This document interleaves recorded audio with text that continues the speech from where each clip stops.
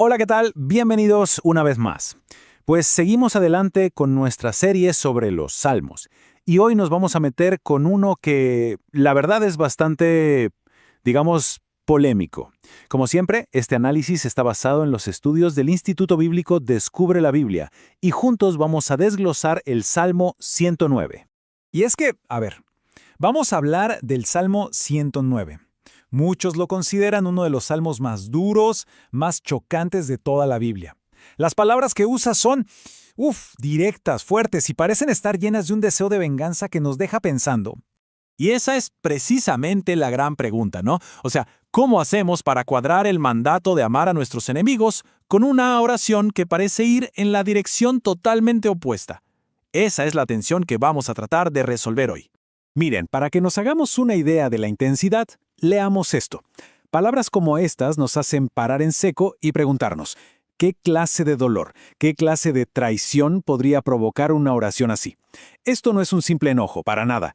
Es un clamor que sale desde lo más profundo pidiendo justicia. Bueno, para entender de dónde salen estas palabras tan fuertes, no podemos simplemente leerlas y ya. Tenemos que, primero que todo, viajar un poquito en el tiempo y entender el contexto, tanto histórico como personal, en el que el rey David las escribió. Resulta que lo que prendió la mecha de este salmo tiene nombre y apellido. Un hombre llamado Doeg el Edomita. Su historia, que la podemos encontrar en el primer libro de Samuel, es la pieza clave para entender la angustia tan tremenda de David. Es que lo que hizo Doeg fue terrible. No es que fuera solo un chismoso, ¿no? Su traición desató una masacre a sangre fría. Imagínense la escena. Los propios guardias del rey Saúl se negaron a levantar la mano contra los sacerdotes de Dios, pero a Doeg no le tembló el pulso. Él mismo mató a 85 de ellos, y no contento con eso, arrasó con toda la ciudad, incluyendo mujeres y niños. Piensen en el peso que eso debió ser para David, que se sintió responsable por todo lo que pasó. Y aquí la cosa se pone aún más interesante, porque esto no era solo un problema entre David y Doeg. No, señor. Esto era el eco de un conflicto familiar viejísimo, que empezó generaciones atrás con Jacob y Esaú.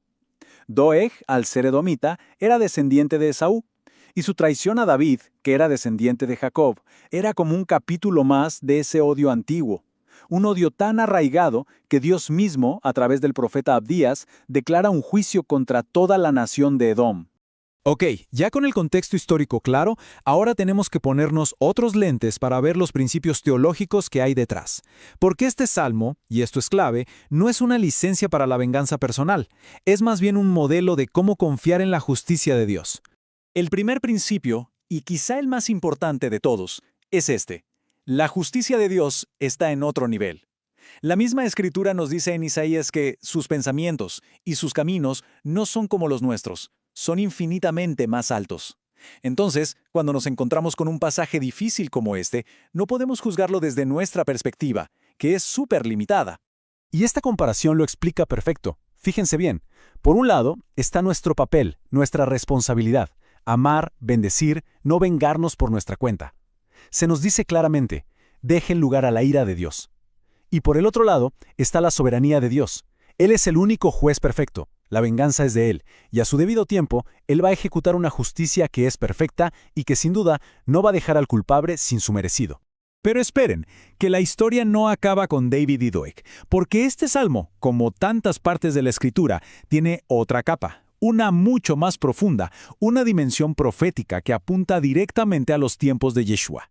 Así como lo oyen, lo que vivió David con su traidor fue en realidad una sombra, un anticipo de la traición más grande de la historia, la que vivió el Mesías, Yeshua, a manos de uno de sus amigos más cercanos, Judas Iscariote. Y la conexión no es algo que nos inventamos, ¿eh? Es súper explícita en el Nuevo Testamento. El apóstol Pedro, guiado por el Espíritu de Dios, se para frente a todos después de la muerte de Judas y para explicar por qué tenían que buscarle un reemplazo, ¿qué hace? Cita palabra por palabra este salmo. David, sin saberlo del todo, estaba escribiendo justo lo que describiría el destino del hombre que traicionó al Mesías. Las propias palabras de Yeshua sobre Judas hacen eco de la dureza de este salmo. Él mismo confirma la gravedad tan terrible de esa traición. Ese ay que pronuncia Yeshua es como el cumplimiento final de ese clamor por justicia que David había lanzado al cielo siglos antes. Bueno, entonces, después de todo este recorrido, ¿qué hacemos con esta información? ¿Cómo podemos aplicar una lección tan intensa a nuestra vida? Volvamos a la pregunta con la que empezamos. Porque la pregunta sigue siendo súper relevante hoy. Cuando alguien nos traiciona, cuando nos hieren hasta lo más profundo o actúan con una maldad que no entendemos, ¿cuál se supone que es nuestra respuesta como seguidores de Yeshua? La respuesta correcta es un equilibrio. Por un lado, hacemos lo que nos toca. No buscamos venganza, hacemos el bien, mostramos misericordia. Pero, al mismo tiempo, en nuestra oración podemos ser totalmente honestos con Dios. Podemos entregarle nuestro dolor y confiar ciegamente en que Él y solo Él se va a encargar de la justicia final. Y sobre todo, recordar la gracia inmensa que recibimos cuando nosotros éramos los enemigos. Eso nos tiene que mover a mostrar esa misma gracia. Y este es el punto central de todo. Este salmo no es una luz verde para ir por la vida maldiciendo a la gente. Para nada. Es un modelo de oración sincera que, en vez de tomar la justicia en sus propias manos, lo pone todo, absolutamente todo, en las manos del único que es perfectamente justo. Es, en el fondo, un acto de fe radical. Y así es como un salmo que a primera vista parece tan oscuro, nos termina enseñando una lección increíble sobre fe y justicia. Esto ha sido solo un vistazo, por supuesto. Si quieren profundizar y estudiar cada detalle, verso por verso, los invitamos a que revisen el estudio completo en la página del Instituto Bíblico Descubre la Biblia. Muchas gracias por habernos acompañado. Hola y bienvenidos. Continuamos con esta serie de análisis de los Salmos, basados en los estudios del Instituto Bíblico Descubre la Biblia. Y hoy pues nos enfrentamos a un texto que, si somos honestas, nos hace sentir algo incómodas. Sí, bastante. Es de esos pasajes que uno lee y piensa, ¿esto de verdad está en la Biblia? Hablamos del Salmo 109. El 109. Para que entramos en materia de una vez, voy a leer solo un par de líneas. Escuchen esto. Sean sus días pocos, tome otro su oficio. Sean sus hijos huérfanos y su mujer viuda. Es durísimo. Cuando fuere juzgado, salga culpable, y su oración sea para pecado. Increíble. Entonces, la gran pregunta que nos convoca es, ¿cómo puede existir una oración así? O sea, que suena una sarta de maldiciones en el mismo libro que nos enseña a perdonar y a bendecir a nuestros enemigos. Vamos a desentrañar esto. Pues es que esa es la pregunta del millón, ¿no? Y es la reacción natural. Lo primero que uno siente es como un rechazo, porque choca de frente con todo lo que hemos aprendido sobre el amor, el perdón. Claro. Pero para entender este salmo, tenemos que hacer lo que propone este análisis, ir mucho más allá de la superficie de las palabras. Hay que sumergirse en un contexto de dolor y de traición que es casi inimaginable. O sea, no es un enojo cualquiera. Para nada. Fíjate que esto no es un simple arrebato de ira, no es David teniendo un mal día. Es un clamor desesperado, es un grito que exige justicia divina ante una atrocidad de proporciones épicas. Justicia divina. Exacto. Por algo el título de este estudio es Justicia Divina Incuestionable. Esa frase ya nos da una pista de que el enfoque no es la venganza humana, sino algo mucho más grande. Ok, justicia divina. Atrocidad. Eso suena muy fuerte. Entonces, para entender el grito, tenemos que entender la herida. ¿Qué fue lo que pasó? ¿Quién o qué pudo provocar una reacción tan visceral en David? Pues la historia detrás de este salmo es una de las más oscuras y trágicas del Antiguo Testamento. El antagonista, digamos, el objeto de estas imprecaciones, es un hombre llamado Doeg el Edomita. Doeg el Edomita. Y para entender su papel, tenemos que ir al primer libro de Samuel, al capítulo 22. La situación es esta. David no es todavía el gran rey. Claro, es un fugitivo. Eso, es un fugitivo. El rey Saúl, que está, consumido por los celos, por la paranoia, lo está cazando por todo el país para matarlo. Una situación límite, de supervivencia pura. A veces hambrientos y desesperados. Imagínate. Y en medio de esa huida, llegan a una ciudad llamada Nob, que era una ciudad de sacerdotes. Ah, ok. Exhaustos y sin provisiones, David acude al sumo sacerdote, un hombre llamado Ahimelech, y le pide ayuda, le pide pan. Ahimelech, en un acto de compasión, y probablemente reconociendo a David como el ungido de Dios, le da de los panes consagrados del tabernáculo. Era lo único que tenía. Le da refugio. Y no solo eso, también le entrega un arma, la espada de Goliat, que David había dejado allí tiempo atrás. Es un momento de respiro en medio de la persecución. Pero me imagino que no fue un encuentro secreto, ¿o sí? Ahí está el problema. El texto nos dice, casi como una nota al pie de página siniestra, que estaba allí aquel día uno de los siervos de Saúl, cuyo nombre era Doeg, edomita. O sea, Doeg lo vio todo. Todo. Vio al sacerdote ayudando al fugitivo número 1 del reino. Y claro, tiempo después, el rey Saúl está furioso con sus hombres, acusándolos de conspirar con David. Y en ese momento... Doeg ve su oportunidad. Exacto, ve su oportunidad de ganar puntos con el rey. Y claro que no se queda callado. Me imagino, da un paso al frente y cuenta con lujo de detalles lo que vio. Yo vi al hijo de Isaí que vino a Nob, a Ahimelech, el cual le dio provisiones y también le dio la espada de Goliat. Es una delación en toda regla. Total. Y la reacción de Saúl es de una furia descontrolada. Manda llamar a Ahimelech y a todos los sacerdotes de Nob. Los acusa de traición y, sin juicio ni nada, da una orden escalofriante a sus guardias. ¿Qué les dice? Rodead y matad a los sacerdotes del Señor. Espera, ¿qué? Ordenó matar a todos los sacerdotes. Y aquí es donde la historia se pone aún más oscura, porque el texto dice algo increíble.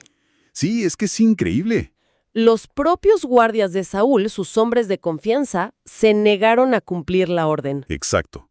Fíjate en la profundidad de eso. Estos eran soldados, acostumbrados a la batalla y a la obediencia. Pero incluso para ellos, levantar la mano contra los sacerdotes ungidos de Dios era cruzar una línea roja. Vieron la locura en esa orden. Claro, vieron la maldad y se plantaron. Hubo un momento de decencia, de temor a Dios. Pero entonces Saúl se gira hacia el único hombre que sabe que no tendrá escrúpulos. Hacia Doeg, le dice a Doeg, vuelve tú y arremete contra los sacerdotes. Y Doeg no duda. Ni un segundo. El texto es brutalmente claro. Y se volvió Doeg el edomita y arremetió contra los sacerdotes y mató en aquel día 85 varones que vestían efod de lino. 85 sacerdotes.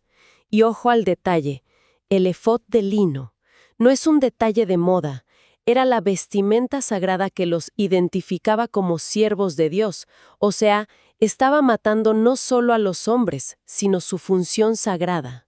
Pero no terminó ahí, ¿cierto? No, la crueldad de Doeg fue total. Luego fue a la ciudad de Nob y la pasó a filo de espada, hombres, mujeres, niños y hasta los bebés de pecho. Aniquiló a toda la comunidad. Es difícil hasta procesar una imagen así. Es una masacre de una crueldad que se sale de toda escala.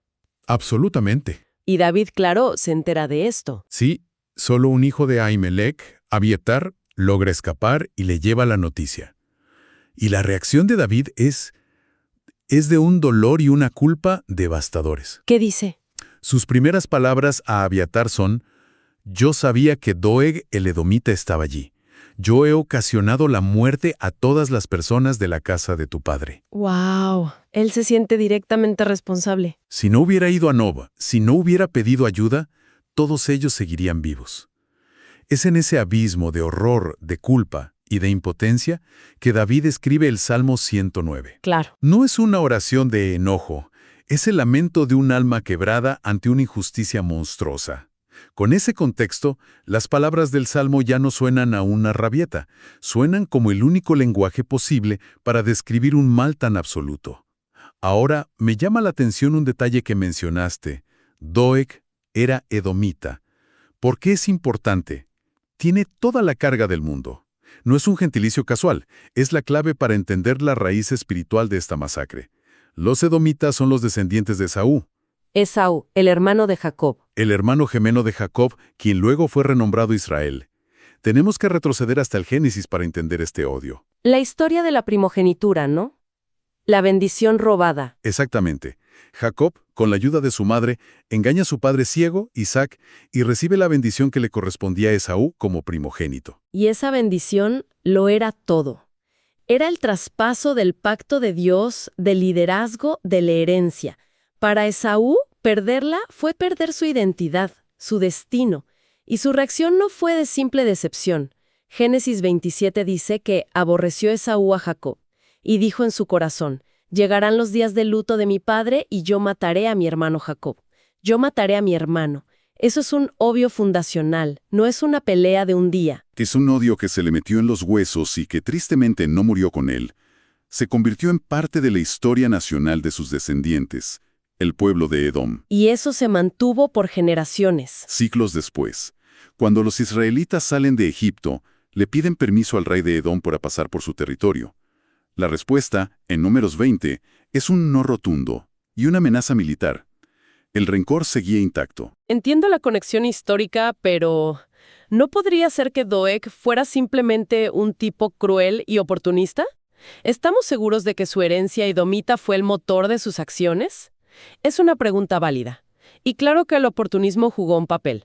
Pero piensa en esto. Los propios soldados israelitas de Saúl se negaron a matar a los sacerdotes. Tenían una barrera moral. Exacto. Un temor reverencial que los detuvo. Doeg no tenía esa barrera. Para él, descendiente de Esaú, atacar a los representantes del Dios de Jacob no era un sacrilegio. Al contrario, era casi una continuación de esa vieja rencilla. Su identidad edomita lo convertía en la herramienta perfecta. Precisamente.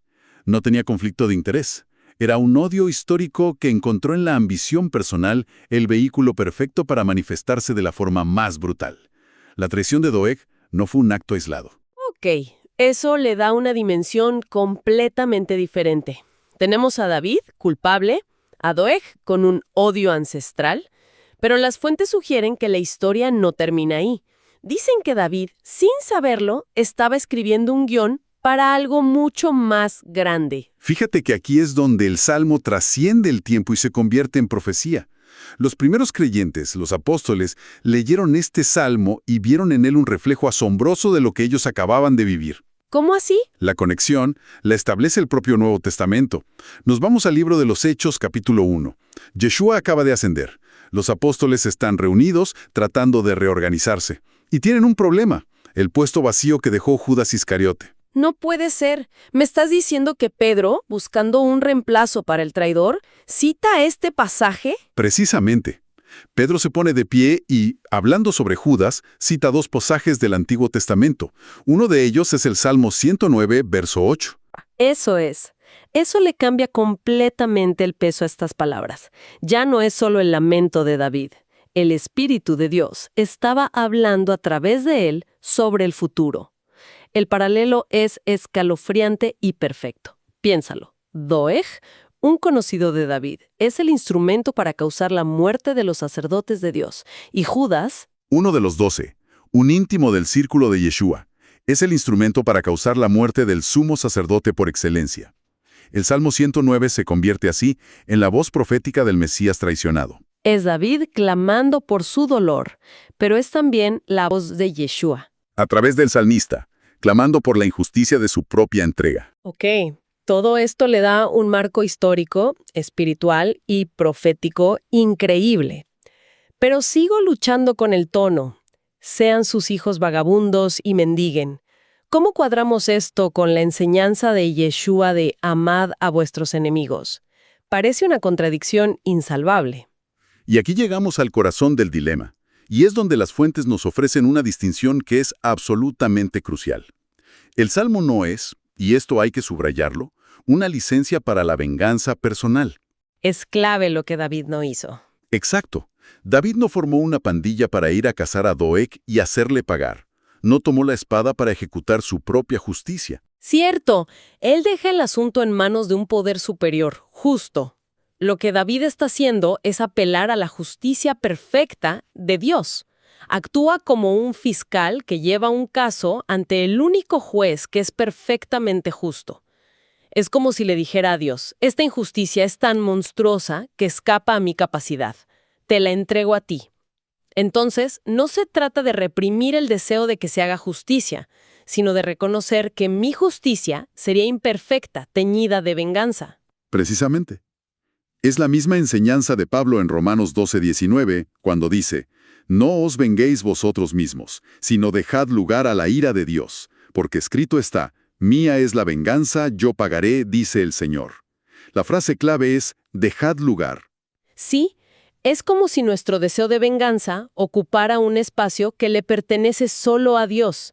Al entregarle el juicio a Él, hacemos espacio para que su justicia perfecta actúe. David está dejando lugar. Y esto no anula la misericordia, supongo. Para nada. Es que a menudo pensamos que son opuestas, pero en la perspectiva bíblica son dos caras de la misma moneda.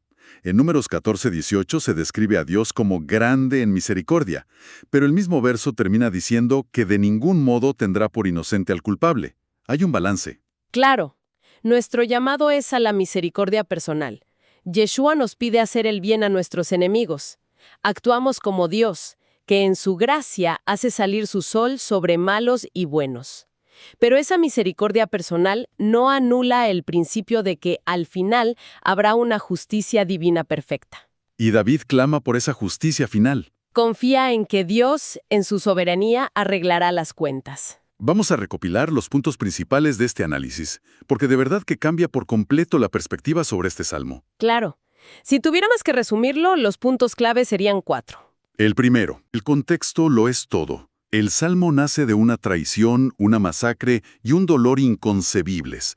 Es un grito desde el abismo. Segundo, Tiene una dimensión espiritual profunda. No es solo David contra Doeg, es el eco del conflicto ancestral entre Jacob y Esaú. tercero, la profecía. Es asombrosamente profético. Anticipa la traición de Judas contra el Mesías, Yeshua.